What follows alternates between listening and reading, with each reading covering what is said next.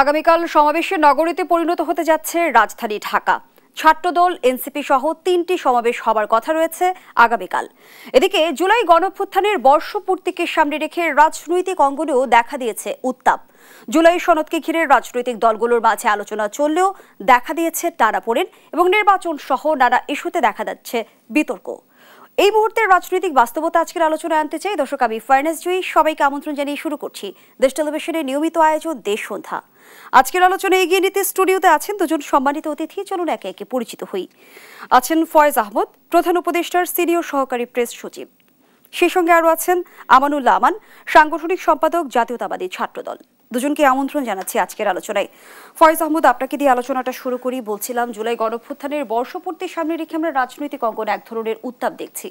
বিশেষ করে জুলাই সনদ নিয়ে এই মুহূর্তে রাজনৈতিক দলগুলোর ভেতর যে টানাপোড়েন চলছে, সমাধান সূত্রে পৌঁছাতে পারবো কি? জি, আপনাকে ধন্যবাদ। আমার সহালোচকের শুভেচ্ছা, যারা দেখছেন তাদেরও শুভেচ্ছা। দেখুন, আপনি এই যে উত্তাপ, বিতর্ক, এই শব্দগুলি আমাদের রাজনীতি বা সমসাময়িক প্রাসঙ্গিক আলোচনায় খুব ইন্টারেস্টিং। আপনি যে কোনো ঘটনায় যদি উত্তাপ, বিতর্ক এই বিষয়গুলি যুক্ত হয়, সেটা আলাদা একটা সেন্সেশন ক্রিয়েট করে। আমি মনে করি এই শব্দগুলি প্রয়োগের এটাই কারণ। আপনি জুলাই সনদ নিয়ে যে কথা বলছেন, যে রাজনৈতিক দলগুলির মধ্যে বিতর্ক বা রাজনৈতিক দলগুলির মধ্যে টানাপোড়েন, জুলাই সনদ ইস্যুতে আমি পলিটিক্যাল পার্টিগুলির মধ্যে ওই অর্থে কোনো টানাপোড়েন দেখি না। কেন দেখি না? সেটা হচ্ছে যে জুলাই সনদ তৈরির জন্য 30টির অধিক রাজনৈতিক দল প্রায় 29টি মিটিং করেছে দ্বিতীয় দফায়। এর আগে এক দফায় তারা করেছে।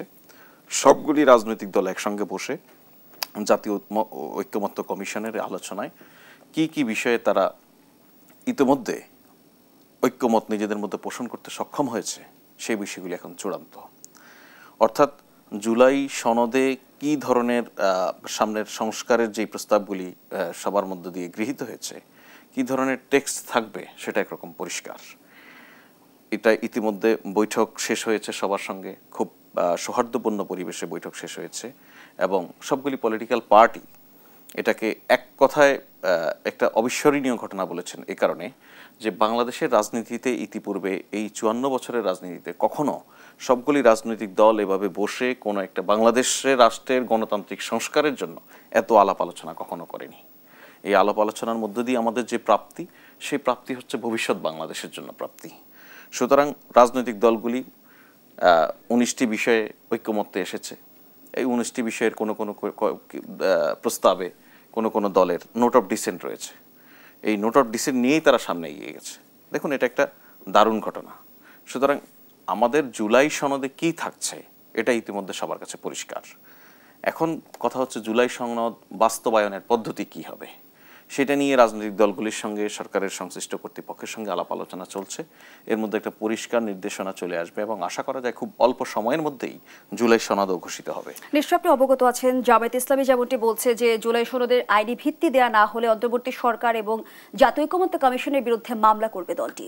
আচ্ছা, এটা দেখুন, এই আলোচনাগুলি হচ্ছে এই রাজনৈতিক পরিমণ্ডলে, এই আলোচনাগুলি দারুণ ব্যাপার। একটি দল একটি সুনির্দিষ্ট বিষয়ে বা এই জুলাই সনদের জন্য যে প্রচেষ্টা, সেই প্রচেষ্টাকে মনে করে যে এর একটা আইনি ভিত্তি প্রয়োজন। এটা যে অন্যান্য দলগুলি মনে করে না তাও নয়।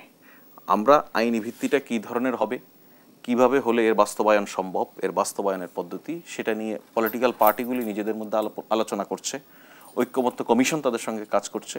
সুতরাং এটা নিয়ে খুব বেশি জটিল পরিস্থিতি হওয়ার কোনো কারণ আপাতত নেই। আর সবগুলি রাজনৈতিক দল যেহেতু এই জায়গাগুলিতে আন্তরিক, তারা যেহেতু একসঙ্গে সিদ্ধান্ত নিয়েছে এগুলি বাস্তবায়ন করার জন্য, সুতরাং বাস্তবায়নের বিষয়ে প্রত্যেকেরই অপিনিয়ন রয়েছে, ইতিবাচক অপিনিয়ন রয়েছে। পদ্ধতিটা ঠিক করতে হবে, সেই পদ্ধতি নিয়ে কাজ হচ্ছে। এটা খুব বেশি জটিল কোনো বিষয় নয়, এটা খুব দ্রুতই সমাধান হবে এবং আমি আপনাকে যেটা বলেছি, খুব দ্রুতই এটাতে সবাই স্বাক্ষর করবে। আমাদের যদি আপনি এই আলোচনাগুলির একদম শুরুর দিকটার দিনগুলি খেয়াল করেন, আপনি দেখবেন যে কোনো বিষয়ে এক এক দল এক এক মেরুতে অবস্থান করছিল। তারা কিন্তু জাতির স্বার্থে, বাংলাদেশের গণতান্ত্রিক অগ্রযাত্রার স্বার্থে তারা এক জায়গায় এসেছে। দলগুলি কোনো জায়গা থেকে বিভিন্ন পয়েন্টে ছাড় দিয়েছে, তারা এগিয়ে এসেছে। সুতরাং আমাদের দলগুলির মধ্যে সবচেয়ে বড় সংকট যেটা দীর্ঘদিন ছিল, ছাড় দেওয়ার মানসিকতা ছিল না। কেউ কাউকে গ্রহণ করার মানসিকতা ছিল না, কেউ কাউকে সহ্য করতে পারতো না, সামাজিক পরিমণ্ডলে পর্যন্ত পলিটিক্যাল লিডাররা এক অপরের সঙ্গে বসতো না। সে জায়গায় আমাদের পলিটিশিয়ানরা একসঙ্গে বসছেন, এই জায়গাগুলি সমাধানের জন্য ঐকান্তিকভাবে তারা চেষ্টা করে যাচ্ছেন। এটা বাংলাদেশের জন্য একটি ইতিবাচক ঘটনা।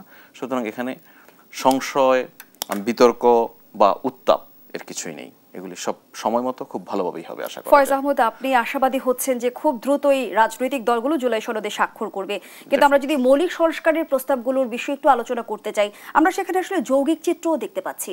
এখনো কিন্তু পিআর পদ্ধতিতে নির্বাচনের বিষয়ে কিন্তু রাজনৈতিক ঐকমত্য আমরা দেখিনি। দেখুন, আপনি মৌলিক সংস্কারের বিষয়ে ঐক্যমত্যের জায়গায় আপনি যৌগিক চিত্র যেটা দেখছেন বলছেন, সেটা হচ্ছে, আমি যদি বলি নাগরিক হিসেবে আপনি হয়তো মনে করেন যে এই সবগুলি বিষয়ে সবগুলি পলিটিক্যাল পার্টির অপিনিয়ন একই রকম হবে। সেটা নাও হতে পারে। একই রকম মত সবাই দিতে হবে এর কোনো বাধ্যবাধকতা নেই। প্রত্যেকটি পলিটিক্যাল পার্টির নিজ নিজ ইডিওলজি রয়েছে। তারা নিজ নিজ মতাদর্শিক জায়গা থেকেই অনেক কিছু এক একভাবে চিন্তা বা বিবেচনা করেন। সুতরাং আপনি যেটাকে যৌগিক বলছেন সেটাকে আমি বলবো গণতান্ত্রিক মতানৈক্য বা গণতান্ত্রিক মতবিরোধ। সেটা থাকা খুব জরুরি সোসাইটিতে, সেটা আছে। আর বাস্তবায়নের প্রশ্নে যদি আসেন, আপনি পার্টিকুলারলি একটা পয়েন্ট নিয়ে বলছেন যে পিআর সিস্টেম। পিআর সিস্টেম কোনটি? দুটো পিআর সিস্টেম নিয়ে প্রাথমিকভাবে আমাদের এখানে বিতর্কের উদ্ভব ঘটেছে। একটি পিআর সিস্টেম হচ্ছে সংসদীয় যে নির্বাচন ব্যবস্থা, সেই নির্বাচন পদ্ধতি, সেই পদ্ধতিটি পিআর সিস্টেমে চেয়েছে কয়েকটি রাজনৈতিক দল।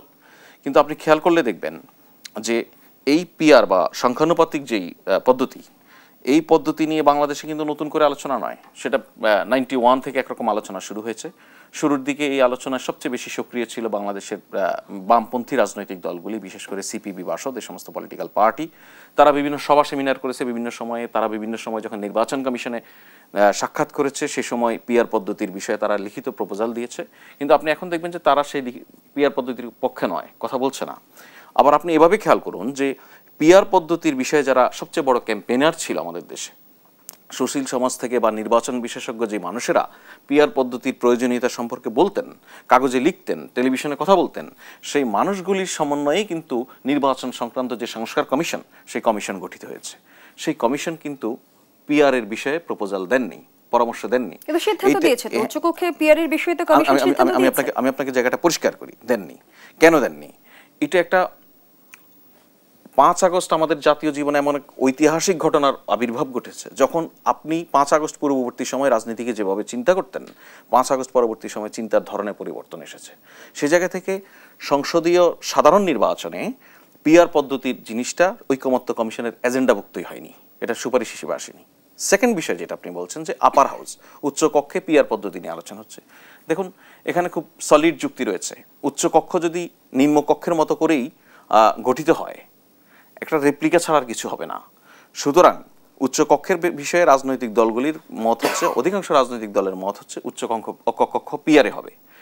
বিএনপি সহ কয়েকটি দল উচ্চ কক্ষে পিআরের পক্ষে নয়। সুতরাং এই নোট অফ ডিসেন্ট দিয়েও কিন্তু এই সিদ্ধান্ত গৃহীত হয়েছে। সুতরাং এইটা সামনের দিনগুলিতে এই জায়গাতে কাজ করার একটা অবকাশ রয়েছে। এইটা নিয়ে কোনো আর মতবিভেদ নেই। যেই বিভেদের আলোকে ঐক্যমত্যে পৌঁছানো যায় সেটা অলরেডি পৌঁছে গেছে। সুতরাং এটা নিয়ে আর জটিলতার কোনো জায়গা নেই। এখন বিষয় হচ্ছে, একটি দল মনে করেন, ফর এক্সাম্পল আমি বলছি, ধরেন গণসংহতি আন্দোলন। গণসংহতি আন্দোলন একটা বিষয় মনে করে যে আগামীর বাংলাদেশ এই পথে চলতে পারে, আগামীর নির্বাচিত সরকার এইভাবে চলবে, বা আগামীর সংসদের পদ্ধতি হবে এইরকম, এটা মনে করে। আর অধিকাংশ দল যদি মনে না করে, বা অন্য একটি দল যদি মনে না করে, তাহলে এই বিষয়টা কি হতে পারে? সলিউশন হতে পারে গণসংহতি আন্দোলন তাদের যে নির্বাচনী ইশতেহার, সেই ইশতেহারে এই আইডিয়াকে অন্তর্ভুক্ত করবে এবং মানুষের কাছে যাবে। ভোটের সময় মানুষকে বলবে, আমরা যদি নির্বাচিত হই আমরা এই পদ্ধতিতে দেশ চালাবো। মানুষ যদি তাকে ম্যান্ডেট দেয়, উনি এসে এই কাজটি করবেন। আবার যেই দল একই সঙ্গে এটার পক্ষে নয়, তিনি হয়তো তার ইশতেহারে সেটা যুক্ত করবেন না। মানুষ যদি সেটা দেখেও তাকে সম্মতি দেয়, তার মানে মানুষ চাচ্ছে যে ওই দল যেভাবে চাচ্ছে সেইভাবে দেশ চলুক। এখন এই সিদ্ধান্তের জায়গাটায় আমাদেরকে আসতে হবে যে উচ্চকক্ষে পিআরের যে ধারণা, উচ্চকক্ষের পিআর ধারণাটা আইডিয়াল, মোটামুটি অনেকগুলি পলিটিক্যাল পার্টি একমত হয়েছে। উচ্চকক্ষে যদি পিআর না হয়, আজকে বদিউল আলম মজুমদার একটা আলোচনায় বলছিলেন যে উচ্চকক্ষ যদি পিআরে না হয়, তাহলে এই উচ্চকক্ষের প্রয়োজনীয়তা খুব একটা নেই। রাজনৈতিক দলগুলির মতামত অনেকটা এরকমই। সুতরাং আমরা দেখতে হবে যে আগামী নির্বাচনে কারা জয় লাভ করে, যেই দল জয় লাভ করবে সেই দল যে প্রতিশ্রুতির আলোকে সামনে এগোবে, যে প্রতিশ্রুতি ঐক্যমত্য কমিশনকে দিয়েছে সেটা বাস্তবায়নের দায়িত্ব তাদেরকে নিতে হবে। আর যেই বিষয়গুলিতে সবগুলি দল একমত হয়েছে সেগুলি অবশ্যই বাস্তবায়ন করতে হবে। প্রতিশ্রুতির যে কথা বলছিলেন সেটা কি আসলে মৌখিক প্রতিশ্রুতিতেই যদি আমরা নাকি আইনি ভিত্তি বিষয়ে সরকারও কোনো কিছু ভাবছে? আমি সেই আলোচনায় ফিরতে চাই। ধন্যবাদ জানাচ্ছি এ পর্যায়ে আমানুল্লাহ আমান। আগামীকাল আমরা যেমনটি জানি যে জাতীয়তাবাদী ছাত্রদল শাহবাগে সমাবেশের প্রস্তুতি নিচ্ছে, সেই জায়গা থেকে আমরা যদি শুরুর কথা যদি একটু তুলে ধরি, আমরা যেমনটি জানি যে শহীদ মিনারে আপনারা প্রথমে সমাবেশ করতে চেয়েছিলেন এবং এনসিপির জন্য আপনারা শহীদ মিনারের প্রাঙ্গণটা আপনারা ছেড়ে দিয়েছেন। কিছুক্ষণ আগে ফয়েজ আহমদ বলছিলেন যে রাজনীতিতে একটা সময় ছাড় দেওয়ার মানসিকতা ছিল না এবং প্রতিপক্ষ ভাবার যে একটা আমরা রাজনীতি দেখেছি, প্রতিহিংসার যে রাজনীতি দেখেছি, সেই ধারার পরিবর্তন হতে যাচ্ছে কি? ধন্যবাদ আপনাকে, ধন্যবাদ দেশ টেলিভিশনে যারা দেখছেন এবং সহ আলোচক যিনি শ্রদ্ধেয় আছেন তাকে আমার ব্যক্তিগত পক্ষ থেকে শুভেচ্ছা। দেখুন, আপনি এই ধারাটি যাতে অব্যাহত থাকে সেই লক্ষ্যেই তো 5ই আগস্ট দেশে সংগঠিত হয়েছে। আপনি একটি নিকৃষ্ট ফ্যাসিবাদী শাসন ব্যবস্থার বিপক্ষে বাংলাদেশের সকল গণতান্ত্রিক চেতনার মানুষের সম্মিলিত জাগরণের কারণেই তো অভ্যুত্থান হয়েছে এবং 5ই আগস্ট পরবর্তী সময়ে আপনি যে মতানৈক্য মতবিরোধ সৃষ্টি হয়েছে সেটিও কিন্তু একটি গণতান্ত্রিক ব্যবস্থায় ইতিবাচক বলে আমি মনে করি। কারণ আপনি যদি সবাই একই ধারায় কথা বলে, একই মতে একই পথের কথা বলে, তাহলে কিন্তু উৎকৃষ্ট গণতন্ত্রের চর্চা হবে না, সেটাও এক ধরনের ফ্যাসিজম।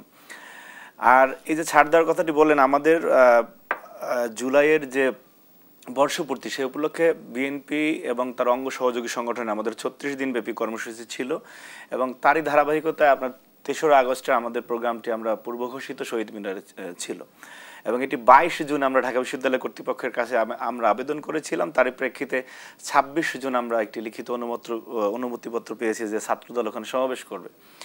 তো তার পরবর্তী সময় আমরা মিডিয়ার কল্যাণে দেখলাম যে জাতীয় নাগরিক পার্টি তারাও একই জায়গায় সমাবেশের ঘোষণা দিয়েছেন এবং আমরা একটি সংবাদ সম্মেলন করে তাদের অনুরোধকে আমরা আমলে নিয়ে এবং বাংলাদেশের যেই সৌহার্দ্যের এবং যে গণতান্ত্রিক রাজনীতির উদাহরণ থাকার কথা সেই অনন্য দৃষ্টান্তটি আমাদের পক্ষ থেকে আমরা স্থাপন করেছি যে না, এই ধরনের একটি অনন্য নজির ছাড় দেওয়ার যে মানসিকতা সেটি আমরা স্থাপন করে আমরা আমাদের সমাবেশস্থল চেঞ্জ করে আমরা শাহবাগে নিয়ে এসেছি এবং এটি স্বাধীন বাংলাদেশের ইতিহাসে আমার মনে একটি অনন্য দৃষ্টান্ত যে আপনি এবং আমি দৃঢ়ভাবে বিশ্বাস করতে চাই আগামীকালকে যে 2টি সমাবেশ হবে পাশাপাশি এবং আপনি যদি আমি ভুল না করে থাকি 1 কিলোমিটারের মধ্যেই 2টি সমাবেশ হবে। আমি দৃঢ়ভাবে বিশ্বাস করি যে এখানে কোনো ধরনের উস্কানি, কোনো ধরনের সহিংসতা, কোনো ধরনের কিছু ইনশাল্লাহ হবে না। আমরা আমাদের প্রত্যেকের বার্তা দিয়ে আমরা ছাত্রদল শিক্ষার্থীদের যে বার্তা দেওয়ার কথা জুলাই গণঅভ্যুত্থানে এবং আমাদের সাংগঠনিক অভিভাবক জনাব তারেক রহমান উনি উপস্থিত থাকবেন, সেই বার্তাটি দিয়ে আমরা আমাদের শিক্ষার্থীরা আমাদের মতো চলে যাবে এবং এনসিপিও তাদের প্রোগ্রামটি সফলভাবে শেষ করবে এবং তাদের প্রতি আমার এই অনুষ্ঠান থেকে একটি আহ্বান থাকবে যাতে কোনো তৃতীয় কোনো পক্ষ কোনো ন্যূনতম কোনো সুযোগ সুবিধা আপনার কোনো খারাপ ইন্টেনশনের প্রতিফলন এখানে ঘটাতে না পারে সেই বিষয়টিতে তারা যাতে সজাগ থাকে। আমি নিজেও আবার ব্যক্তিগত পক্ষ থেকে ওনাদের একাধিক নেতৃবৃন্দের সাথে কথা বলেছি, আমাদের শীর্ষ নেতৃবৃন্দ কথা বলেছে। আমি বিশ্বাস করতে চাই যে এই যে ছাড় দেওয়ার মানসিকতা এবং প্রকৃত গণতান্ত্রিক ব্যবস্থার যে একটি অনন্য দৃষ্টান্ত সেটি বাংলাদেশে এই ঘটনার মাধ্যমে আরও বেশি জোরালো এবং শক্তিশালী হবে ইনশাআল্লাহ। যেমনটি আসলে রাজনৈতিক মহলে আমরা শুনতে পাই যে সমাবেশের মূল উদ্দেশ্য থাকে আসলে মাঠ দখল কিংবা নিজেদের শক্তিমত্তা জানান দেয়া, ছাত্রদল আসলে কি উদ্দেশ্যে সমাবেশ করছে? না, এটা তো আমি বললাম যে আমাদের পূর্ব ঘোষিত আপনি যে 3রা আগস্ট এটি বাংলাদেশের ইতিহাসের ঐতিহাসিক দিন। আপনি সেই এক দফার ঘোষণা করা এবং খুনি হাসিনার পতনের চূড়ান্ত আন্দোলনে বাংলাদেশের সকল শ্রেণী পেশার মানুষের স্বতঃস্ফূর্ত অংশগ্রহণের সময়টা সেটাকে স্মরণীয় করে রাখার জন্য এর আগেও তো আমরা অনেকগুলি প্রোগ্রাম করেছি, যেমন গণঅভ্যুত্থানের বাক বদলের দিন আমরা যারা শহীদ হয়েছেন তাদের জন্য আমরা কর্মসূচি করেছি এবং আমার মনে হয় ছাত্র সংগঠন হিসাবে জাতীয়তাবাদী ছাত্রদল সবচেয়ে বেশি কর্মসূচি এককভাবে গ্রহণ করেছে এই জুলাই অভ্যুত্থানকে সামনে রেখে। একদম সেই 16 জুলাই আপনার শহীদ আবু সাইদ এবং শহীদ ওয়াসিমের স্মরণে আপনার সমাবেশগুলি করা এবং জুলাইয়ের প্রথম প্রহরে আপনার জাতীয় সঙ্গীত এবং মোমবাতি প্রজ্বলনের মাধ্যমে শহীদ মিনারে আমরা যে কর্মসূচি শুরু করেছিলাম তার এই ধারাবাহিকতায় ছাত্রদলের সর্বশেষ কর্মসূচিটি আপনার 3রা আগস্ট। সুতরাং এটি আমাদের জুলাইকে স্মরণে রাখার যে আমাদের চেষ্টা সেই চেষ্টার একটি সর্বশেষ প্রোগ্রাম ছিল। এটি আসলে নিজেদের শক্তিমত্তা, নিজেদের ম্যান পাওয়ার জানান দেওয়ার কোনো কর্মসূচি না। হ্যাঁ, তবে আপনার সাথে শিক্ষার্থীরা আছে কিনা সেটা তো আপনার কর্মসূচিতেই বোঝা যাবে। আমরা মানে এই গণতান্ত্রিক বাংলাদেশে কাউকে আমরা ওই শত্রুর মতো ট্রিট করে কোনো প্রতিযোগিতা আমরা করতে চাই না। আমরা বিশ্বাস করি যে আমাদের কোনো ভুল হলে তারা ধরে দিবে, তাদের কোনো ভুলের জায়গা থাকলে আমরা সমালোচনা করব, সেখান থেকে সংশোধনের জায়গায় গিয়ে বাংলাদেশকে একটি অভিষ্ট লক্ষ্যে আমরা নিয়ে যাব। আপনি একটি জাতি বারবার বিপদগ্রস্ত হবে, পথভ্রষ্ট হবে, তারপর ওই জাতির সন্তানদের বারবার রক্ত দেওয়া লাগবে, এমন বাংলাদেশে আমার মনে হয় না যে শুধুমাত্র ফ্যাসিবাদী শক্তি ছাড়া আর কারো কাম্য হতে পারে। সুতরাং আমরা ওই ধরনের প্রতিযোগিতায় যেতে চাই না, যাতে নোংরামো থাকবে, বিষোদগার থাকবে। একটি মানে গঠনমূলক একটি রাজনীতির আমরা উপহার দিতে চাই, এবং সেটা আমি মনে করি অন্যান্যদের মধ্যে। আমানুল আমান, যেদিকে আপনি গঠনমূলক রাজনীতির কথা বলছেন, সেখানে আমরা গণ অভ্যুত্থানের কৃতিত্বের লড়াইও দেখেছি, সেটি কেন হলো? এটি দেখেন, পৃথিবীর যতগুলি দেশে গণ অভ্যুত্থান আছে, অভ্যুত্থান পরবর্তী সময় ক্রেডিট ডিসক্রেডিটের এই রাজনীতি ছিল। হয়তোবা বাংলাদেশের পার্সপেক্টিভটা একটু ভিন্ন স্টাইলে উপস্থাপিত হচ্ছে, ঠিক আছে, যে আপনি আমরা যেমন জুলাই গণ অভ্যুত্থানে যারা সম্মুখ সারির যাদেরকে দেখেছি, অনেকে এনসিপিতে চলে গিয়েছেন। সাম্প্রতিক সময় তাদের সাথে আবার দেখছি ইসলামী ছাত্র শিবিরের কিছু নেতাকর্মীর ক্রেডিট ডিসক্রেডিট নিয়ে বাকবিতণ্ডা হয়েছে। তো এগুলি মানুষ আসলে বুঝে যে কারা সামনে ছিল। সাধারণ মানুষকে আপনি ভুল বোকা মনে করার কোনো কারণ নেই। বাংলাদেশের সাধারণ মানুষের অংশগ্রহণে এই অভ্যুত্থানটি সফল হয়েছে। শিক্ষার্থীরা একটি কোটা ব্যবস্থার পরিবর্তন সংস্কার নিয়ে আন্দোলন শুরু করেছিল, কিন্তু যেদিন থেকে গুলি শুরু হলো, আপনি ওয়াসিম, আপনার আবু সাইদরা যেদিন থেকে শাহাদাত বরণ করলো, আমাদের বন্ধের উপর ঢাকা বিশ্ববিদ্যালয়ে 15 জুলাই যখন নৃশংসতা চালানো হলো, মানুষ কিন্তু তার বিবেকের তাড়নায় রাস্তায় নেমে এসেছে। একজন রিক্সাওয়ালা, শ্রমিক, আপনি দেখবেন যে 20 জনের মতো রিক্সাওয়ালা এখানে শাহাদাত বরণ করছে। তারা তো কোনো চাকরির পরীক্ষা দিতে আসে নাই, বিশেষ কারণের জন্য আসে নাই, তারা কিন্তু বাংলাদেশে একটি পরিবর্তন চেয়েছিল। এবং সেই পরিবর্তনটি করতে যদি রাজনৈতিক দলগুলি ব্যর্থ হয়, আপনি নিশ্চিত থাকেন যে এই দেশের আরেকটি ভয়াবহ খারাপ পরিণতির দিকে আমরা যাব। সেই কারণে এই যে ভাই যেটি বলেন যে ছাড় দেওয়ার মানসিকতা ঐক্যমত্য কমিশনে আমরা দেখেছি বড় বড় দলগুলির পক্ষ থেকে, ইভেন যারা কখনোই রাষ্ট্রের কোনো সংসদীয় আসনে প্রতিনিধিত্ব করে নাই, তাদের কথা আমলে নিয়েও কিন্তু বড় রাজনৈতিক দলগুলি ছাড় দিয়েছে। এটাই প্রকৃত গণতন্ত্রের উদাহরণ। এবং এই ক্রেডিট ডিসক্রেডিটের রাজনীতি আপনার থাকবে, এবং সামনে যে আসন্ন ভোট যুদ্ধ হবে সেখানে মানুষই বলবে যে না, আমরা যে প্রত্যাশিত গণতন্ত্রের জন্য রাস্তায় নেমেছিলাম, আমার আসলে রিয়েল হিরোকে, এটা কিন্তু মানুষ বুঝে। ক্রেডিট ডিসক্রেডিটের রাজনীতির কথা বলছিলেন, এই রাজনীতিতে আসলে রাজনৈতিক দলগুলোর কৃতিত্ব উপেক্ষিত কিনা, আমি সে আলোচনায় ফিরতে চাই বিরতির পর। দর্শক, দেশ সন্ধ্যার এই পর্যায়ে একটা বিরতি দিচ্ছি, সাথেই থাকুন। আবারও আমন্ত্রণ, আপনারা দেখছেন দেশ টেলিভিশনের নিয়মিত আয়োজন দেশ সন্ধ্যা। আমরা আবারও ফিরছি আলোচনায়। আমানুল আমান, যে আলোচনায় আমরা ছিলাম, আপনি বলছিলেন ক্রেডিট ডিসক্রেডিটের রাজনীতি থাকেই। এই সময়ের রাজনীতিতে আসলে আমরা গণ অভ্যুত্থানের রাজনৈতিক দলগুলোর কৃতিত্বের প্রসঙ্গে যদি আসি, সেটি কোনোভাবে উপেক্ষিত কিনা? না, যে দেশে গণ অভ্যুত্থান হয়েছে, গণ অভ্যুত্থান তো গণমানুষের আকাঙ্ক্ষার প্রতিফলন।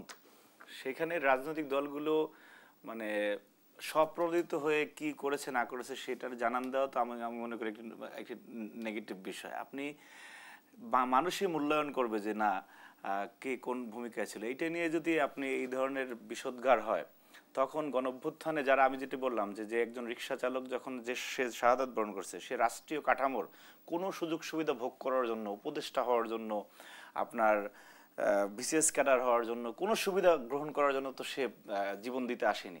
সে এসেছে যে রাষ্ট্রের কাছ থেকে যে তার প্রাপ্যটা, সেটা ইভেন যদি আপনি আরও মানে সরল বাংলায় বলি, যে একজন রিক্সা চালক, সে যে তার দৈনন্দিন আয়, সেটি থেকে তার যে সামর্থ্যের মধ্যে সে জীবন জীবিকা নির্বাহ করবে, একটি স্বাভাবিক মৃত্যুর গ্যারান্টি থাকবে, তার ছেলে মেয়েকে সে, অর্থাৎ রাষ্ট্রের কাছ থেকে যে প্রত্যাশাটা থাকে, সে তো আপনার কাছ থেকে ক্রেডিট ডিসক্রেডিটের রাজনীতি শুনতে চাইবে না। এইটাকে যারা ইন্টেনশনালি সামনে এনে নিজেদের মানে কর্মযোগ্যকে জাহির করতে চাচ্ছে, আমি মনে করি যে বাংলাদেশের মানুষ এটা ভালোভাবে নিচ্ছে না। যে আমরা, এবং দেখবেন যে এটা বিশেষ কোনো জায়গা থেকে আপনি এই ক্রেডিটের রাজনীতিটা শুরু হয়েছে প্রথমত, যে গোপনে থেকে অনেক কিছু পরিচালনা করেছে, গোপনে থেকে আপনার মাস্টার মাইন্ড হয়ে গিয়েছে। তার পরবর্তী সময় আমরা দেখেছি যে মানে অভ্যুত্থানের সম্মুখ সারির যোদ্ধারা, সেটা তাকে ডিফেন্ড করতে গিয়ে এটা একটা নোংরামোর জায়গায় চলে এসেছে। কিন্তু আপনি বড় রাজনৈতিক দল হিসেবে বিএনপি, এবং আমাদের সবচেয়ে বৃহৎ ছাত্র সংগঠন বর্তমান বাংলাদেশে, সেই হিসেবে আমাদের জাতীয়তাবাদী ছাত্র দলের 142 জন নেতাকর্মী শাহাদাত বরণ করেছে। প্রথম কিন্তু আমরা এটা বলিনি যখনই আপনি দেখবেন যে সামাজিক যোগাযোগ মাধ্যমে আমাদেরকে নিয়ে ট্যাগ দেওয়া হচ্ছে যে 0% কন্ট্রিবিউশন, 100% সেলিব্রেশন, এই সমস্ত কথাগুলোর প্রেক্ষিতে আমরা একটা সময় আপনাকে যদি আমি প্রশ্ন করি যে আপনি এটা কেমনে করলেন, কেমনে হলেন, তখন তো আমাকে সামনে আনতেই হবে। সেই প্রেক্ষিতে আমরা এবং বিএনপি পরবর্তীতে তার যে এই গণ অভ্যুত্থানে আমাদের যে সমস্ত শাহাদাত বরণ করেছে, যারা গুরুতর পঙ্গুত্ব বরণ আহত হয়েছেন, পঙ্গুত্ব বরণ করেছেন, সেটা আমরা সামনে নিয়েছি। কিন্তু কোথাও আপনি আমাদের আলোচনায়, আমাদের সভা, সেমিনার, সিম্পোজিয়ামে আপনি কোথাও দেখবেন না যে আমরা অন্য কোনো শহীদ যোদ্ধাকে, অন্য কোনো বীর যোদ্ধাকে আমরা ভিন্ন চোখে দেখেছি। আমাদের কাছে সবাই এই জুলাইয়ের যারা রাস্তায় ছিল প্রত্যেকে এই জুলাইয়ের নায়ক। জুলাই গণঅভ্যুত্থানে শহীদদের আকাঙ্ক্ষার কতটুকু বাস্তবায়ন আমরা করতে পেরেছি? আমরা এখনো রাজনৈতিক অঙ্গনে চাঁদাবাজি দেখছি, দখলবাজি দেখছি, আমরা আধিপত্য বিস্তারের রাজনীতি দেখছি, অন্তর্কোন্দল দেখছি, সমন্বয়ক থেকে শুরু করে রাজনৈতিক কর্মী সবাই অপকর্মে লিপ্ত হচ্ছে কেন? দেখুন, আপনি যেটা বললেন যে আকাঙ্ক্ষা নিয়ে মানুষ রাস্তায় নেমেছিল, সত্যিকার অর্থে সেই আকাঙ্ক্ষা পূরণে জাতি হিসাবে আমরা ব্যর্থ হয়েছি এখন পর্যন্ত, ঠিক আছে। কিন্তু আপনি আশাহত হওয়ার মতো পরিস্থিতি তৈরি না হোক, সেটা আমাদের সবারই প্রত্যাশা। আমরা বিশ্বাস করি যে যতটুকু যারা পথভ্রষ্ট হয়েছেন, ভুলের মধ্যে গিয়েছেন, অপকর্ম করেছেন, সেই জায়গাটি থেকে রাষ্ট্র যারা, এই যেমন ভাইয়ের মানে ক্ষমতার একজন উনি স্টেক হোল্ডার, যারা রাষ্ট্রে আছেন, তারা আপনি কে বিএনপি করে, কে জামাত করে, কে এনসিপি করে, সেটি না দেখে অপরাধীকে যদি অপরাধীর ভাষায় দেখে এবং তারা যদি সেই জায়গাটিতে কঠোর হয়, তাহলে কিন্তু এই যে বেপরোয়া, এই যে আপনি চাঁদাবাজির কথা বলেন, সেগুলি আরো সম্প্রসারিত হওয়ার সুযোগ কম থাকে। কিন্তু যদি রাষ্ট্রের কোনো জায়গা থেকে ইন্টেনশনালি করা হয় যে না, ভুল করতে দেই বা এই ধরনের ঘটনা ঘটতে দিয়ে একটি পলিটিক্যাল পার্টি বা কাউকে আমরা ট্যাগ লাগানোর একটা অপচেষ্টা থাকে যে না, এরা এই কাজটি করতেছে, তখন আপনি এই অরাজকতা একটু বাড়ে। যদি রাষ্ট্র তার জায়গায় কঠোর না হয়, আপনি কঠোর হওয়ার জন্য আপনাকে আর কতদিন সময় দিতে হবে? প্রথম দিকে একটি গণঅভ্যুত্থান পরবর্তী সময় একটা বিশৃঙ্খলা ছিল, তখন এই দেশের সমস্ত নাগরিক রাষ্ট্রের শৃঙ্খলার স্বার্থে কিন্তু আপনি দেখবেন যে অনেকে মন্দিরে পাহারা দিয়েছে, অনেকে রাস্তায় ট্রাফিকের কাজ করেছে। সুতরাং সবার আন্তরিকতা ছিল এবং প্রফেসর ইউনূসের সরকারকে সহযোগিতা করার জন্য ফ্যাসিবাদ বিরোধী সকল রাজনৈতিক শক্তির আন্তরিকতা ছিল। কিন্তু রাষ্ট্র যদি বায়াসড হয়ে যায়, তখন একটি ধন্যবাদ জানাচ্ছি আমানুল্লাহ আমান। ফয়েজ আহমদ, রাষ্ট্র কি বায়াস? জি, রাষ্ট্র বায়াসড টুয়ার্ডস পিপল, মানুষের দিকে বায়াসড। এটা রাষ্ট্রের চরিত্র হওয়া উচিত। আপনি দেখুন, আপনি যে কথাটা বলছিলেন ওনার সঙ্গে, যে গণ অভ্যুত্থানের নেতৃত্ব দিয়েছেন, রাজপথে থেকেছেন, শহীদ হয়েছেন, পঙ্গুত্ব বরণ করেছেন, এই মানুষগুলির যে আকাঙ্ক্ষা, এই আকাঙ্ক্ষা আমরা কতটা পূরণ করতে পেরেছি? যে 1 বছর সময়, কিন্তু খুব বেশি সময় নয়, 1 বছর সময়ে আমিও বলবো যে এর পুরোপুরি প্রত্যাশা পূরণে আমরা কেউই এখনো সফল হইনি। আমার ভাই যেটা বলছেন যে ব্যর্থ হয়েছি, এখন পর্যন্ত ব্যর্থ নয়, বরঞ্চ আমরা এখনো পুরোপুরি সফল হইনি। আমাদের ধরুন যে গণ অভ্যুত্থানের আকাঙ্ক্ষা এটা কি? এই যে রিক্সা শ্রমিকরা রাস্তায় নেমে এসেছে, এই যে একজন মা তার কোলের শিশুকে কোলে নিয়ে রাস্তায় নেমে এসেছে, এই যে জীবনে কোনোদিন একটি সরকারি চাকরি প্রত্যাশা করে না, কখনো করবেও না, এরকম মানুষগুলি তাদের ভাইদেরকে মরতে দেখে বোনেরা রাস্তায় নেমে এসেছে। এদের যদি আপনি এই প্রত্যাশাগুলিকে ডিকোড করেন বা অন্তর্নিহিত ভাষা বোঝার চেষ্টা করেন, আপনি দেখবেন যে একজন মানুষ ন্যায্য মূল্যে এখানকার কমোডিটি চেয়েছে, তার সাধ্যের মধ্যে যেন সে চাল ডাল নিত্যপণ্য কিনতে পারে সেটা চেয়েছে। মানুষেরা দেখেছে যে 16 বছর ধরে আমার পুরো ব্যাংকিং সেক্টর লুটপাট হয়ে গেছে, ব্যাংকিং সেক্টর ধসে পড়েছে, সে অবস্থা থেকে উত্তরণ চেয়েছে। মানুষ দেখেছে আমার এখানে মেগা প্রকল্পের নামে মেগা চুরি হচ্ছে, মেগা লুটপাট হচ্ছে, বিপুল অর্থ পাচার হচ্ছে। মানুষ একটা আমি বলবো যে অনেক সচেতন শ্রেণীর মধ্যে একটা অংশ আমাদের রাষ্ট্রের ওভারঅল একটা গণতান্ত্রিক বিকাশ প্রত্যাশা করেছে। এই সবগুলি প্রত্যাশা একসাথ হয়ে একটা গণ অভ্যুত্থান আমাদেরকে উপহার দিয়েছে, তাই তো? আপনি যদি খেয়াল করেন, দেখুন আমাদের দ্রব্যমূল্য বা নিত্য প্রয়োজনীয় মূল্যের বাজার দীর্ঘদিন থেকে নিয়ন্ত্রণে আছে। আপনি যদি খেয়াল করেন, দেখবেন যে আমাদের ভেঙে যাওয়া, আমাদের ধুমড়ে মুচড়ে পড়া ব্যাংকিং সেক্টর ঘুরে দাঁড়িয়েছে। আপনি যদি খেয়াল করেন, দেখবেন যে আমাদের এখানে অর্থ পাচার বন্ধ হয়েছে, পাচারকৃত অর্থ ফেরত আনার জন্য নানানমুখী উদ্যোগ গ্রহণ করা হয়েছে। আপনি যদি খেয়াল করেন, দেখবেন যে আমাদের যে মৌলিক যে গণতান্ত্রিক সংস্কারগুলির বিষয়ে আমরা বলছি, সেগুলির বিষয়ে রাজনৈতিক দলগুলোর মধ্যে একটি বৃহৎ ঐক্যের জায়গায় আমরা এসেছি। কিন্তু ক্ষমতার বলয়ে যে দুর্নীতি হয় সেই দুর্নীতি কি কমেছে? সরি, ক্ষমতার বলয়ে যে দুর্নীতি হয়, রাজনৈতিক দুর্নীতি কি কমেছে? ধরুন আমি আপনাকে যদি বলি যে কমেছে, এটা আপনি কেন বিশ্বাস করবেন? আমি আপনাকে বরঞ্চ আহ্বান জানাবো, এটা আপনি আপনার জার্নালিজম দিয়ে ইনভেস্টিগেট করেন। আমাদের এন্টায়ার সোসাইটিতে দুর্নীতির প্রবণতা কমে এসেছে। হ্যাঁ, আপনি বলছেন যে চাঁদাবাজির বিষয়টাকে যদি আপনি মিন করে থাকেন, আপনি যেটা বলেন সমন্বয়ক থেকে শুরু করে রাজনৈতিক কর্মী চাঁদাবাজি সহ নানান অপকর্মে 300 কোটি টাকার দুর্নীতি তথ্য আমরা জেনেছি। অসুবিধা কি? আপনি তো জেনেছেন, কেউ সেটাকে অ্যাডমিট করেনি যে দুর্নীতি হয়নি। যদি হয়ে থাকে তদন্ত করছে। ধরুন একজন অ্যাডভাইজারের পিএসকে নিয়ে কথা উঠেছে, অ্যাডভাইজার নিজে চিঠি লিখে দুদকে পাঠিয়েছে। আমি ওভারঅল একটা আমরা আইডিয়াল অবস্থার কথা যদি বলি, আপনি আমার সোসাইটিতে ওভারনাইট আপনি সবকিছু পাল্টে ফেলতে পারবেন না, সম্ভব না। দীর্ঘমেয়াদী এক ধরনের অভিপ্রায়ের মধ্য দিয়ে, আমাদের নতুন এক ধরনের ম্যানেজমেন্টের মধ্য দিয়ে আমাদেরকে যেতে হবে। সেটা আমাদের তৈরি করতে হবে কাদেরকে নিয়ে? এই সোসাইটিতে যারা বসে নষ্ট করেছে তাদেরকে নিয়েই। তাদের মধ্যে কিছু মানুষকে ফেলে দিতে হবে, কিছু মানুষকে শুদ্ধ করতে হবে। এই প্রক্রিয়া আপনি এগোবেন। আমাদের গণ অভ্যুত্থানের পর যে রাষ্ট্র আমরা পেয়েছি বা যে রাষ্ট্র নিয়ে আমরা সামনে এগোচ্ছি, এটা একটা বিপ্লব পরবর্তী যে বিপ্লবী দল এসে তার বিপ্লবী সরকার গঠন করেছে এরকম কিছু নয়। আমরা এক্সিস্টিং সিস্টেমের উপর দাঁড়িয়েই করছি, পুরো ধ্বংসযজ্ঞের উপরে দাঁড়িয়েই আমরা কাজগুলি করছি। সুতরাং আমাদের হতাশ হওয়ার বহু কিছু আছে, কিন্তু আমাদের আশাবাদী হওয়ার জন্য বহু কিছু ইন দ্য মিন টাইম তৈরি হয়েছে। সুতরাং ভবিষ্যতের যে রাজনৈতিক নেতৃত্ব, সেই নেতৃত্ব আপনি দেখুন, আমার ভাই বলছিল না যে যদি আমাদের পলিটিশিয়ানরা ওনারা সরাসরি রাজনীতি করেন, এই অভ্যুত্থানের ভাষাকে ধারণ করতে না পারেন, ধারণাকে যদি গ্রহণ করতে না পারেন, তাহলে ভবিষ্যতে মানুষ আবার বিরক্ত হবে, আবার রাস্তায় নামবে। নিশ্চয়ই আমরা আবার এরকম রক্তপাত দেখতে চাই না।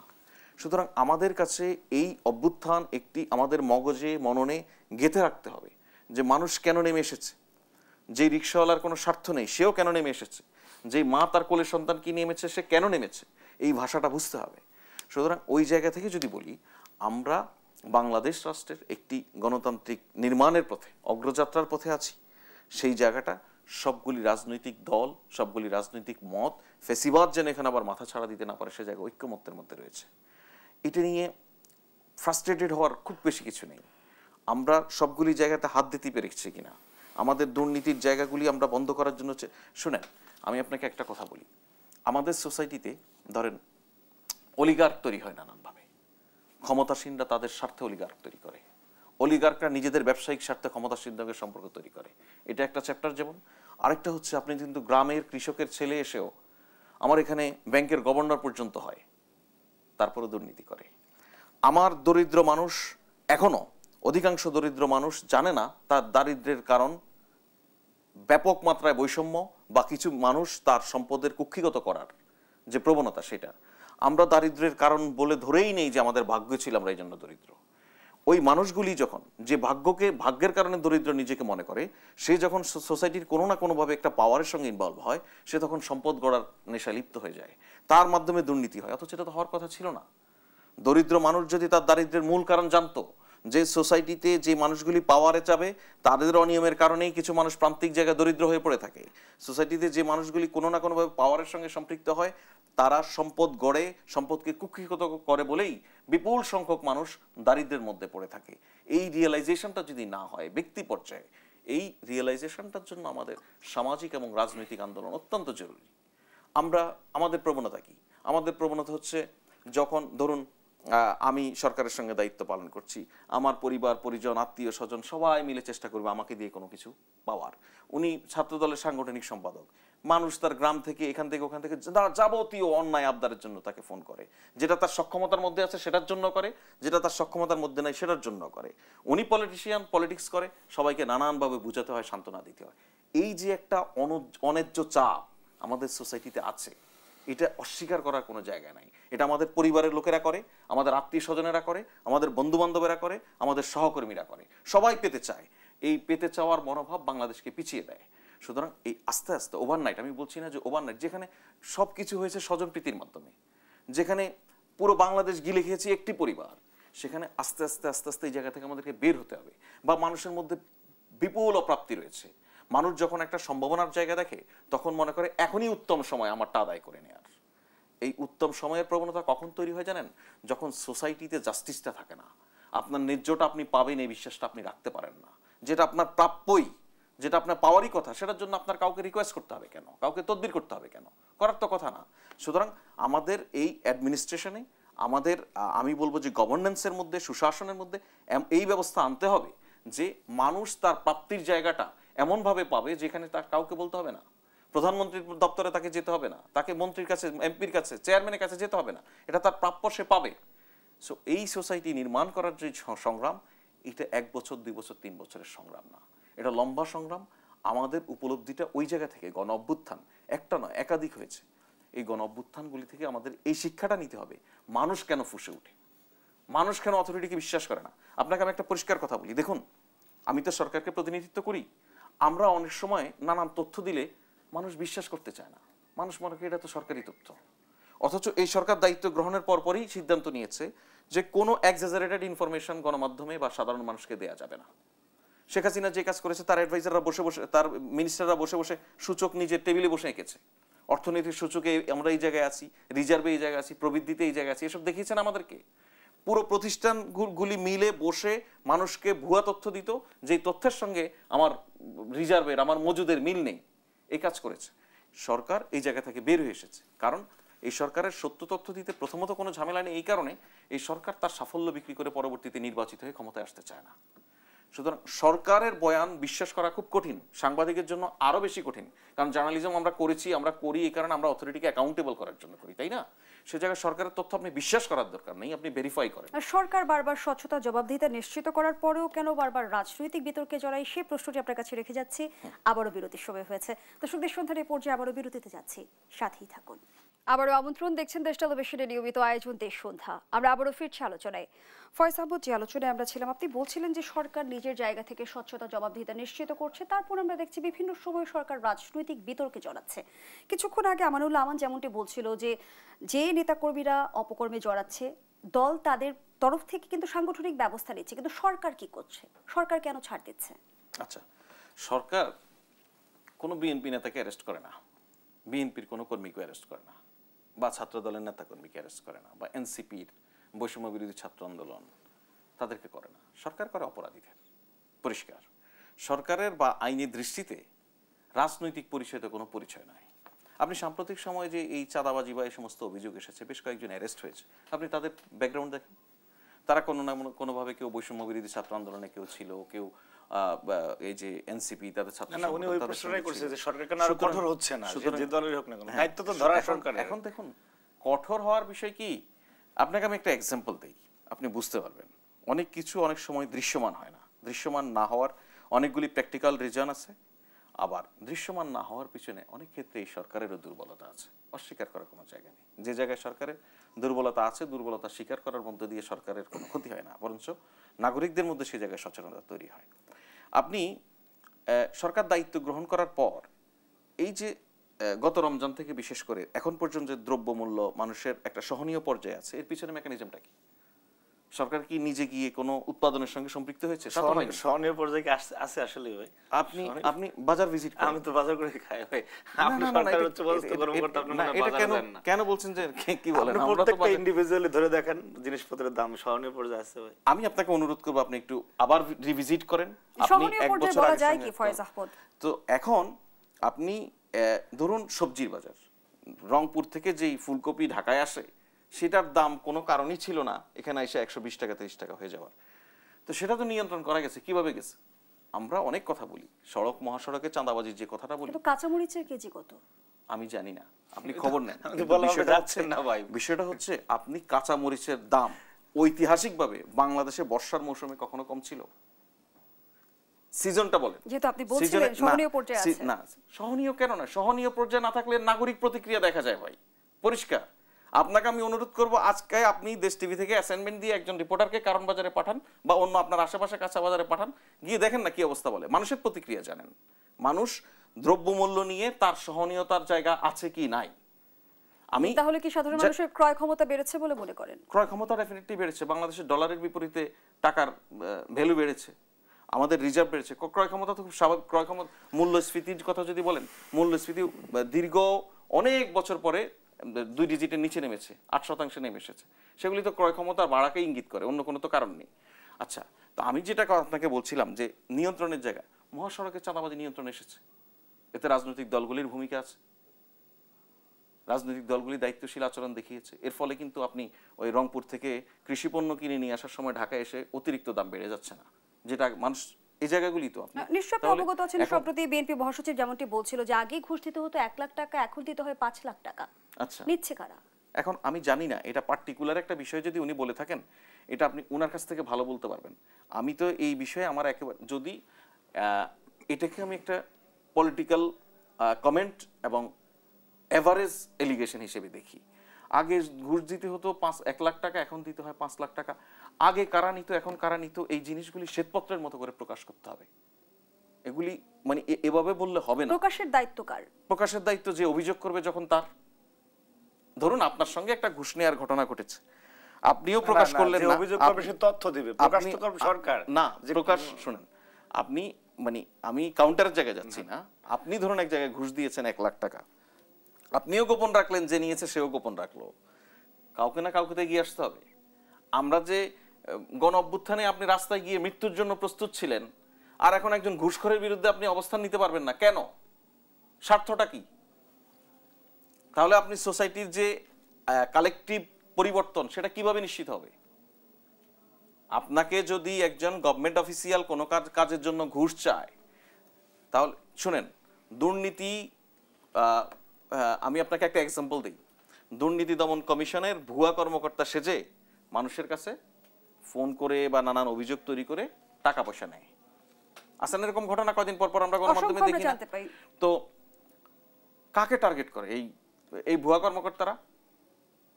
সৎ মানুষকে টার্গেট করে না, তারাও টার্গেট করে অসৎ মানুষকে, যার নানান ধরনের দুর্বলতা সে জানে। তো এই মানুষগুলি অধিকাংশ ক্ষেত্রেই নিজেরা প্রতারিত হয়, কিন্তু চেপে যায়, এক্সপোজ হতে চায় না নিজেই। অতএব কালেকটিভ ভাবে যদি আমরা সোসাইটিকে, আমি যেটা বলছি, আমাদের সুশাসন নিশ্চিত করা, এটা 1 দিন 2 দিন বা 1 বছর 2 বছরের বিষয় নয়।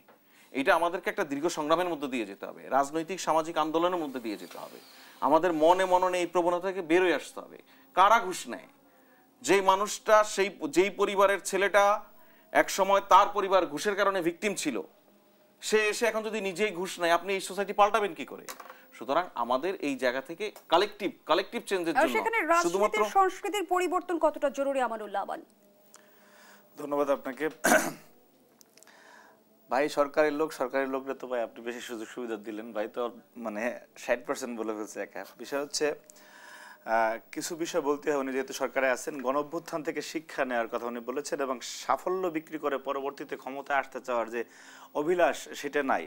আমরাও বিশ্বাস করতে চাই যে এই সরকারের সাফল্য বিক্রি করে সরকারকে মানে দীর্ঘমেয়াদী অনির্বাচিতভাবে থাকবে সেই অভিলাষ তাদের মধ্যে নাই। কিন্তু দেখুন, গণঅভ্যুত্থানটি হয়েছে বাংলাদেশের মানুষ দীর্ঘ 1.5 দশকে 3টি জাতীয় নির্বাচন 14, 18 এবং 24-এ ভোটাধিকার বঞ্চিত হয়েছে মানুষ। এবং মানুষ যদি ভোটাধিকার প্রয়োগ করতে পারে, ইভেন সর্বশেষ 24-এর আমিডামি নির্বাচনে যদি মানুষ ভোটাধিকার প্রয়োগ করতো এবং রাষ্ট্রের একটা স্থিতিশীলতা থাকতো, তাহলে কিন্তু গণঅভ্যুত্থানের প্রেক্ষাপট তৈরি হতো না। সুতরাং গণঅভ্যুত্থানের প্রেক্ষাপট তৈরি হয়েছে রাজনৈতিক কারণে, এবং যে রাজনৈতিক দলগুলো দীর্ঘ সময় ধরে রাজপথে ফ্যাসিবাদের বিরুদ্ধে আন্দোলন সংগ্রাম করেছে, তারা একটা পর্যায়ে কিন্তু ডেসপারেটলি এই আন্দোলনে মুভ করে, এবং গণমানুষের যে জাগরণ ঘটেছে তার লিড বাই পলিটিক্যাল পার্টিগুলি হয়েছে। আপনি যদি সেটাই হইতো যে যারা আজকে বলতেছে যে গণঅভ্যুত্থান তারা ঘটিয়েছে, সকলের স্টেক হোল্ডারকে অস্বীকার করে যে একটি বিশেষ শ্রেণী থেকে, তারা দেখা গেছে নির্বাচন কমিশনের সামনে প্রোগ্রাম করে, সেখানে তাহলে 50 জন 60 জন মানুষ কেন হয়? তাদের দেখে তো দেশে গণঅভ্যুত্থান হয়েছে। গণঅভ্যুত্থান হয়েছে যেটা বললাম যে সকল এন্টি ফ্যাসিস্ট যারা শক্তিগুলি ছিল তাদের। এখন সেই গণমানুষের চাওয়াটা হচ্ছে একটি নির্বাচন। সেই নির্বাচনের কথা শুনলেই যাতে সরকারের চলমান যারা স্টেক হোল্ডার আছে তাদের মনে করেন যে একটু খারাপ না লাগে, তাদের মাথা নষ্ট না হয়ে যায়, সেই বিষয়টা অনুধাবন করতে হবে। কারণ গণঅভ্যুত্থানের, এই বাংলাদেশের গণঅভ্যুত্থানের শিক্ষার প্রেক্ষাপট প্রেক্ষাপটটা হচ্ছে এরকমের যে যেই দেশের মানুষ হাসিনার এই ধরনের ভয়াবহ সেটআপের বিরুদ্ধে রাস্তায় নামতে পেরেছে, তারা যদি মনে করে যে না আবারও একটি অশনি সংকেত বাংলাদেশে তৈরি হবে, তাহলে কিন্তু এই দুর্বল সরকারের বিরুদ্ধে তাদের রাস্তায় নামতে দেরি হবে না। সেই কারণে মানুষের সেন্টিমেন্টকে ধারণ করার অন্যতম একটি উপায় হচ্ছে আপনি মানুষ যে তার ভোটাধিকার প্রয়োগ করতে চায়। এখানে কোনোভাবেই বলা হয় না যে নির্বাচনটা হলে বিএনপি ক্ষমতা আসবে, আমার ভোট আমি দেবো, যাকে খুশি তাকে দেবে, বাংলাদেশের মানুষ যাকে খুশি তাকে দেবে। সেই প্রেক্ষাপটে তৈরি করা গণঅভ্যুত্থানের যে শিক্ষা, সেটা অন্যতম বলে আমি মনে করি। আর একটি এই যে অনেকে এই যে 1 বছরের কথা ভাই যেটি বললেন, 1 বছর অনেক ভালো সময়, 1 বছর অনেক বেশি সময়ও বটে। আমরা বলতেছি না যে একদম আপনি 1 বছরের ভিতরে বাংলাদেশের সব মানুষ সুফি অলিয়া উলিয়া পীর মাশায়েখ হয়ে যাবে, বিষয়টা তা না। কিন্তু যেই গতি থাকা উচিত ছিল, হয়তো বা সরকারের উপরে অনেক চাপ সৃষ্টিকারী গোষ্ঠী আছে যারা সরকারের কাছ থেকে বিভিন্ন সুযোগ সুবিধা নিয়ে বিভিন্ন দপ্তরে অধিদপ্তরে তাদের লোকজন বসে হয়েছে, তাদের কারণে হয়তো বা সরকার কাঙ্ক্ষিত জায়গায় যেতে পারতেছে না, কারণ তাদের নির্বাচনের কথা শুনলে মাথা নষ্ট হয়ে যায়। আপনি যদি সাম্প্রতিক একটি উদাহরণ দেখেন যে আপনি সিরিয়ায় আপনি 53 বছরের যে ফ্যাসিবাদী শাসন ব্যবস্থা ছিল, 53 বছরের সেই ফ্যাসিবাদী শাসন ব্যবস্থা শেষ হয়ে গত ডিসেম্বরে যখন বাশার আল আসাদ পালিয়ে যায়, ইতিমধ্যে সিরিয়াতে নির্বাচনের তারিখ ঘোষণা করা হয়েছে। এবং তো সেই দেশ 53 বছরের ফ্যাসিবাদী শাসন ব্যবস্থার দেশের মানুষ কি সংস্কারের জন্য বসে আছে না? সেখানে তো আরো অনেক বেশি সংস্কার দরকার। একটি দেশে গণতান্ত্রিক ব্যবস্থার চালু হওয়াটাই সবচেয়ে বড় সংস্কার বলে মানুষও মনে করে, এবং এটা বৈশ্বিক প্রেক্ষাপটে সত্য। সুতরাং সংস্কার, অতি সংস্কার, অল্প সংস্কার, স্বল্প সংস্কার, বিভিন্ন এই সমস্ত তকমা না এনে মানুষ সবচেয়ে বড় সংস্কার হচ্ছে গণমানুষের ভাষা বোঝার চেষ্টা করা। সেই ভাষাটা বুঝে মানুষের যে কাঙ্ক্ষিত নির্বাচন, সেই নির্বাচনটা হলে, যেমন এই সরকার এই যে বোয়িং এর বিষয়ে যে সাম্প্রতিক আলোচনা হলো, ট্যারিফের বিপক্ষে আমরা যেটা বোয়িং নিয়ে দেখেছি যে 25 না কয়টা বোয়িং কিনবে, বাংলাদেশে আমেরিকা থেকে গম আনবে, আরো নানাবিধ বিষয়। এটা ট্রেডের বাণিজ্যের জায়গা থেকে নেগোশিয়েট না করে যদি বাংলাদেশের স্বার্থ কিছু তাদেরকে দেওয়া হয় যে এতগুলি বোয়িং কিনবে, যেখানে বাংলাদেশের রিজার্ভের অবস্থাকে আমরা জানি, সেখানে এতগুলি বোয়িং কিনলে কত হাজার কোটি টাকা খরচ হবে। এবং এটা তো পরবর্তীতে যে দল নির্বাচিত হবে, রাষ্ট্র ক্ষমতা যারা নির্বাচনের মাধ্যমে আসবে, তাদেরকে এই ঋণ পরিশোধটা করতে হবে। অর্থাৎ বাংলাদেশের একদম প্রান্তিক পর্যায়ের মানুষ পর্যন্ত এই ঋণের মধ্যে থাকবে। সুতরাং এমন কোনো সিদ্ধান্ত, এমন কোনো অভিলাষপূর্ণ সিদ্ধান্ত যাতে এই সরকার না নেয় যেটাকে মনে হয় যে না তারা নির্বাচন থেকে দূরে সরে যেতে চাচ্ছে। গণমানুষের আকাঙ্ক্ষার প্রতিফলনের জন্য একটি গণমানুষের অংশগ্রহণের একটি জাতীয় নির্বাচন অত্যন্ত জরুরি। সেইখানে বাংলাদেশের মানুষই বেছে নেবে যে না এদেশ কারা পরিচালনা করবে। সুতরাং আপনি ম্যান্ডেট পেয়েছেন, ঠিক আছে, সকল ফ্যাসিবাদ বিরোধী শক্তি এই সরকারকে ম্যান্ডেট দিয়েছে যে আপনারা রাষ্ট্র পরিচালনা করবেন, সুশাসন আনবেন। এবং আমাদের নেতা জনাব তারেক রহমান উনি বারবার বলেছেন যে অন্তর্বর্তী সরকারকে কোনোভাবে ব্যর্থ হতে দেওয়া যাবে না। তার মানে এই নয় যে রাজনৈতিক দলগুলির সাথে আলাপ আলোচনা ছাড়া রাষ্ট্রের অনেক বড় বড় বিষয়, যেমন এই বোয়িং কেনার বিষয়টা, এটা তো বাংলাদেশের সাধারণ মানুষের ট্যাক্সের টাকা দিয়ে এটা পরিশোধ করা হবে। তো সেইখানে রাজনৈতিক দলগুলির সাথে আলোচনা করার দরকার ছিল। তো এই সমস্ত বিষয়ে আমি আসলে ক্ষুদ্র মানুষ, আমার জায়গা থেকে যেটা বলার যে সরকারকে গভীরভাবে অনুধাবন করতে হবে যে না আমার আসলে কি কাজ, এবং আমি কি কাজ করে বিদায় নিলে মানুষের কাছে প্রশংসিত হবে। আমরা কোনোভাবেই চাই না প্রফেসর ইউনূসের সরকার এবং তার স্টেক হোল্ডার যারা আছেন তারা বাংলাদেশে কোনো একটি সময় মানুষের কাছে খারাপ মানুষ হিসেবে উপস্থাপিত হয়ে বিদায় নেবে, এটা আমাদের কোনোভাবেই কাম্য না। তারা একটি সুন্দর নির্বাচনের ব্যবস্থা করবে এবং বাংলাদেশের মানুষ সারা জীবন মনে রাখবে যে না আমরা অভ্যুত্থান পরবর্তী সময় বাংলাদেশে একটি সুন্দর ট্রানজেকশনের জন্য আমরা কিছু মানুষকে পেয়েছিলাম যারা দেশের জন্য করে গিয়েছে, এই আকাঙ্ক্ষা তাদের প্রতি থাকবে। কিন্তু আমরা চাই না যে তাদের উপর ভর করে কোনো খারাপ শক্তি যারা দেশের বিরোধিতা করেছে জন্মলগ্ন থেকে অথবা অন্য কেউ এই বাংলাদেশকে আরেকটি ধন্যবাদ জানাচ্ছি আমানুল আমান। ফয়েজ আহমদ, এই বিষয়টা নিয়ে 1 মিনিট একটু জানতে চাই। যেমনটি আসলে আমানুল আমান বলছিল যে সরকারের উপর কোনো একটি পক্ষ চাপ সৃষ্টি করছে, এর আগেও একজন রাজনৈতিক বিশ্লেষক বলেছেন যে সরকারের ভেতর আরেকটি সরকার আছে, আসলেই কি তাই? সরকারের ভিতরে অনেকগুলি সরকার আছে, সবগুলি রাজনৈতিক স্টেক হোল্ডারই সরকারের অংশ। কেউ সরকারের, আর সরকারের উপরে একটি পক্ষ নয়, সবগুলি পক্ষের এবং সকল নাগরিকের প্রতিনিয়ত চাপ সৃষ্টি করা জরুরি। আদারওয়াইজ একটি সরকার স্বৈরতান্ত্রিক হয়ে ওঠে। চাপে থাকা ভালো, সেটা খুবই আইডিয়াল আলাপ আলোচনা। আমি শুধু আমার ভাইকে একটা কথা বলবো যে ইউএস যখন আমাদের উপরে ট্যারিফটা প্রাথমিক ঘোষণা দিয়েছিল, গত পরশুদিন পর্যন্ত বাংলাদেশের গণতান্ত্রিক অগ্রযাত্রা বিরোধী বা এই দেশের অগ্রযাত্রাকে থামাতে নানান প্রক্রিয়ায় সম্পৃক্ত এরকম একটা বিপুল সংখ্যক মানুষ খুব আশাবাদী ছিল যে সরকার এই নেগোসিয়েশনে ফেল করবে। এই নেগোসিয়েশনে ফেল করবে, এক ধরনের তারা সরকারকে সিরিয়াস ক্রিটিসিজমে ফেলে দেওয়ার সুযোগ পাবে, সেটা নিয়ে খুব আশাবাদী ছিল। আনফর্চুনেটলি সরকারের কূটনৈতিক সাফল্যে যখন নেগোসিয়েশনে সরকার উইন করলো, বাংলাদেশের স্বার্থ সেখানে সুরক্ষিত হলো, তখন কিছু বিষয় নিয়ে আসলো যেগুলিকে পপুলার করা যায়। আমি আপনাকে আপনার কোনো আমার হাতে একেবারেই সময় নেই, কিন্তু এখানে যেমন বলছিল এখানে রাজনৈতিক দলগুলোর সাথে আলোচনার সুযোগ ছিল কিনা, যদি 3 সেকেন্ডই বলেন। উনি হয়তো জানেন না, উনার নিজের দলও এই প্রক্রিয়ার সঙ্গে সম্পৃক্ত ছিল। বোয়িং নিয়ে যেটা বলছেন, আমি আপনাকে অনুরোধ করব এটা নিয়ে আরেকটু জানার চেষ্টা করেন। শুধু ফেসবুক পোস্ট দেখবেন না। না আমি বলেছি যে ট্রেডের যে আপনি নেগোশিয়েট, সেটার বাইরে গিয়ে কোনো দেনা পাওনা হয়েছে কিনা, দেনা পাওনা, না একটু আমাকে একটু কনফিউশনটা থেকে যাবে, আমি দূর করি কনফিউশনটা থেকে যাবে, আমি দূর করি। আমাদের যে বর্তমানে বিমান যেভাবে অপারেট হয়, আমাদের ম্যাক্সিমাম বোয়িং, আমাদের আনতে হবে বোয়িং। আমরা যে অর্ডার দিয়েছি, 15টা অর্ডার ছিল, আমরা 25টা করেছি। এটা 2037 সালের আগে আমাদেরকে ডেলিভারি দিতে হবে না। ধন্যবাদ এতক্ষণ আমাদের সাথে থাকার জন্য।